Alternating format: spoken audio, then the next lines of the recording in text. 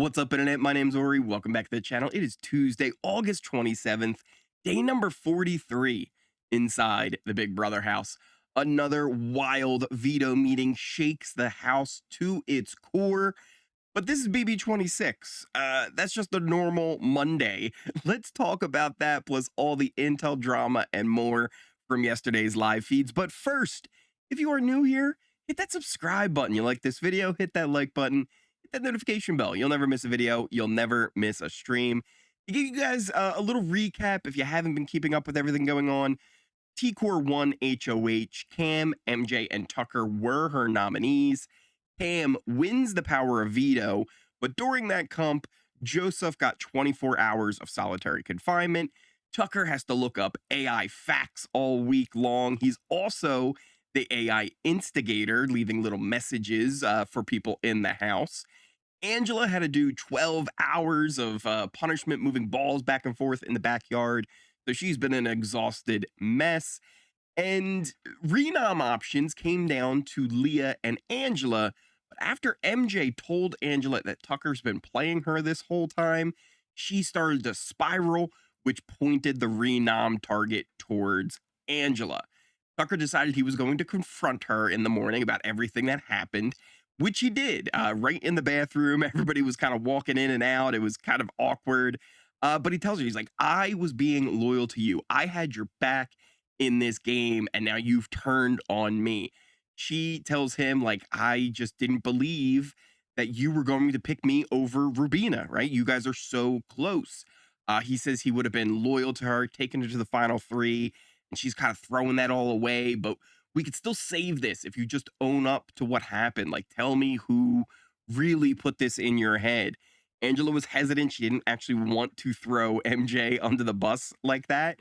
But after a little bit more pressure and Tucker kind of saying, like, MJ's already told me it was you the whole time, she was like, well, yeah, she sat right over there and threw MJ under the bus eventually. Tucker tells her, like, we can still fix this. Go talk to T-Core. We can work this out. It's all going to be okay. She says, like, I still don't know if you can trust me ever again. And Tucker still wants Leah to go up on the block. Even after all this, he's still pushing for Angela not to go up and for Leah to be the replacement nom. Angela then does head to the HOH room to go talk to T-Core on Tucker's suggestion. But instead of trying to fix things, just goes and throws Tucker under the bus, saying how he's got final twos with everyone, and he gives his word out to everyone. He's not going to take Chemo and T-Core far to the end with them. Just completely doing the opposite of what Tucker told her to do. Meanwhile, at the same time, Tucker was confronting MJ, also in the bathroom. It was really hard to keep track of both conversations, but basically with this one, MJ was pushing that, like, no, it was Angela, and others were in the room too. Quinn was there, and lots of people were involved, and all seemed on board, and it wasn't just her. Rubina and Angela had a little chat, and Rubina asked her, she's like, is this all because of me? Angela's like, no. Rubina says, are you sure? To which Angela replies, well, yes, you're a big part of it, but... Angela's big takeaway from that conversation was that she was on the bottom of the 6th Avenue Alliance, which, I mean, duh, you begged to be a part of the alliance upstairs. You said you were cool with being on the bottom. I guess that's an issue now. But alone, she was saying to herself as she curled her hair, she was like, I still got cards to play. I think they're afraid of me exposing stuff. I can still do this. Meanwhile, later on, before the veto meeting, Tucker was finally telling Quinn about how much Leah was talking trash about him. Almost. She doesn't go super in depth on how long this has been going on, but does tell him, like, yeah, she was saying that, like, you know, you guys have an alliance and stuff like that. All the boys are together. And he's, though, even though he hears this, still pushes for Angela to be the replacement nominee. Things were not locked going into the meeting. T-Core was still debating on what to do. People were pushing Angela. Some people were pushing Leah as the nomination. The veto meeting took place. It all went down. During the meeting, Cam did use the power of veto. Angela did go up on the block. We can adjust our board here. I think we go. One of the big reasons on why it ended up being Angela over Leah is apparently either during or right before Angela started a bunch of drama as well, exposing things. I don't know if she fully exposed 6th Avenue or even Tanks, the kind of 5-person one that they had there as well, or just the fact that there were alliances that were happening. Either way, that seemed to be what really kind of sealed her fate in the moment. Tucker was frustrated after this. He was talking a lot how he didn't care anymore to play the game. He was done. He tells Rubina that she would be better off without him. If they were going to get rid of him, just get rid of him this week before jury so he doesn't have to stay in there. He talks about how he's probably going to throw the AI arena and he was trying to make it easy for T-Core this week, but doesn't understand why she would put up Angela over Leah and do this kind of for Tucker, right? Tucker tried to make things, as easy as possible, volunteering to be nominated himself. And he's like, man, this one time, T-Core, you couldn't do me a favor. Which, to be fair, Rubina did have kind of a nice little counter to that, saying like, hey, when you were HOH, you put Chelsea on the block and you knew that T-Core and her have a bit of a relationship. But problem is, right, T-Core never really expressed that much to Tucker, right?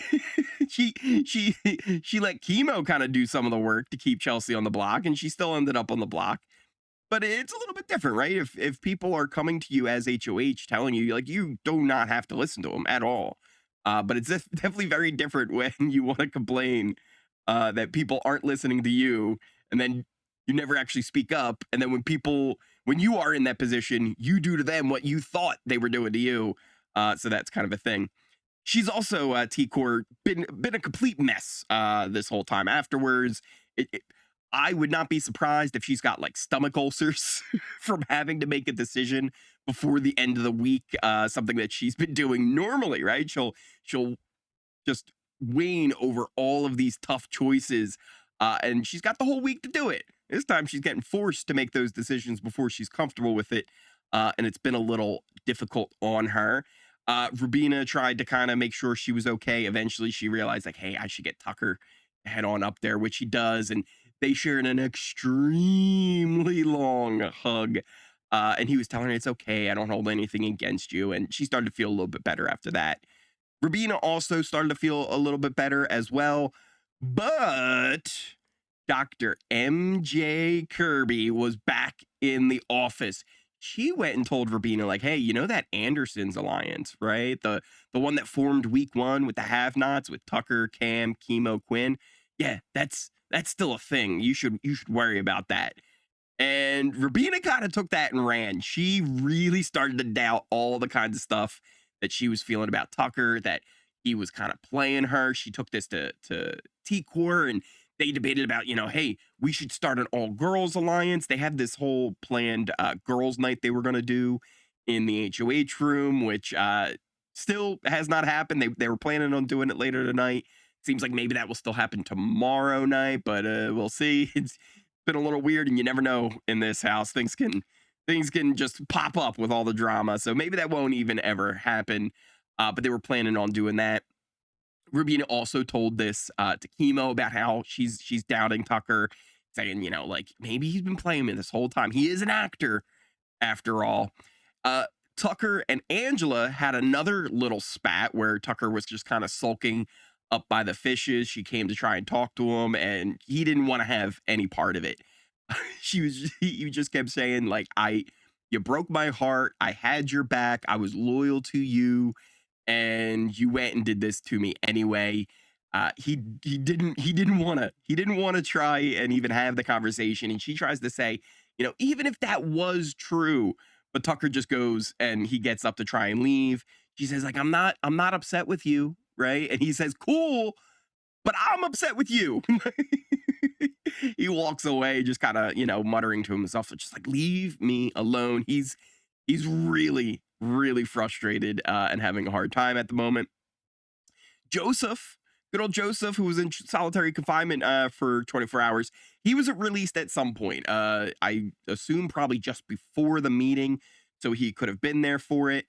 Quinn kind of gave him the Spark Notes edition, the Ori Streams rundown of what's been happening inside the house, including how Leah had thrown both of them under the bus to T-Core. He also told Quinn how he used his time well in solitary confinement, having a little fun in there, taking care of business in the tent, making some pulled pork, if you will, which now makes a lot of sense on why we never actually saw Joseph in his solitary confinement chamber. Normally, they'll show us like a little insight, little camera view into what's going on in there. We never saw Joseph once. I think Joseph was having a wild time. He was probably like a 14-year-old boy with the house to himself, running around in his underwear, doing whatever he wanted, staying up late, sleeping as long as he wants. I think Joseph had a great 24 hours while the rest of the house burnt down. Quinn also was kind of asked how he was doing. He said, and I assume at some point Angela was calling Quinn out again, even calling him the devil. And he said, what's new, right? Last week I was beefing with a 50-year-old. This week I'm beefing with a 51-year-old. Same, different, right? And they actually ended up hashing it out a little bit later, him and Angela having a talk where she said she was sorry, and he's like, hey, no worries, it's a game, right? Like it's no big deal, right? We're cool. And she ended up farting, which kind of made everybody laugh, broke the tension. She really cleared the room with that one. Tucker and Rubina, like I said, she was having some doubts, but they eventually met up and they were chilling in the hammock. And he told her, look, if you want me to stay, I will stay. I will keep playing. She's the only reason why he even stayed this long. And if that's what she wants, that's what he'll do. He's committed to her. His feelings are real. And this isn't just him playing her. So it seemed like, they've mended fences and things are good there. In another little moment of levity as well, Quinn pretended to be the BB voice as the AI assistant. And while Tucker was kind of half asleep, he was like asking him a question to go look up, which Tucker did. He went and looked it up, and then BB played along and even played that the answer was right. So that got a big pop from everybody going on that worked. Elsewhere in the house, Chelsea was kind of filled in on how Angela even ended up in the alliance in the first place with Chemo, T-Core, and Rubina. Why? Why are you telling her this stuff? Chelsea kind of says she figured that Angela did just kind of force her way in, and that was kind of the thing. And also says at the end of the day, right, she's gonna talk to everybody, figure out what's going on, but she'll do whatever T-Core wants on the vote. But yeah, I'm not exactly sure why they filled in Chelsea completely on this. I don't think this, because here's the thing, right? T-Core and Chelsea, they have this bond, they have this kind of understanding that they're not going to be putting each other on the block. It feels like it's very one-sided, where T-Core feels this way, where Chelsea's just kind of like, yeah, whatever, right? Like she's just kind of playing T-Core, like, you want to keep me safe? It's fine. Chelsea has never included T-Core in any of her alliance plans, be it the Pentagon or the Core. She was in the Collective, but that wasn't Chelsea's choice, right? Whereas T-Core is always trying to look out for Chelsea, always trying to give her information. T-Core's fully misted by Chelsea in this situation. Meanwhile, Cam, kind of Chelsea's closest ally, he was talking to Leah, saying about how he's figured out the group. Not the name. So I guess like the big thing with the alliances that Angela blew up, she didn't necessarily go like, oh, we had this thing called 6th Avenue or whatever. She just kind of implied that there were alliances. And Cam says he's figured out who it was. And he names all of 6th Ave, except he thinks it's Quinn who's in there, not Joseph. Though he's not wrong that Quinn is kind of connected with T-Core and Chemo. So it's interesting to see how that's all playing out. Cam and Chelsea, I think, are fully aware of the dynamics that T-Core, Chemo, and Rubina have going on as well. So it's, again, another situation where T-Core is trusting in Chelsea not to go against her. Meanwhile, it feels like Chelsea is planning at some point that, yeah, the three of them have to be broken up and have to be taken care of. So keep an eye out for that. There also was another AI message. This time it was an AI chemo. I'm not 100% sure what was actually said in it, but people are starting now to think it's not Angela. Some actually think it's Quinn.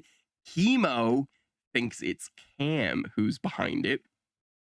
And then later in the night, Tucker and Angela met up to kind of hash things out as well. He came over and gave her a big hug, and she apologized. He told her he was even thinking of throwing the AI arena, which she told him, "Don't you dare do that." And it's going to be interesting to see how this all plays out. Right now, the votes are a little bit weird.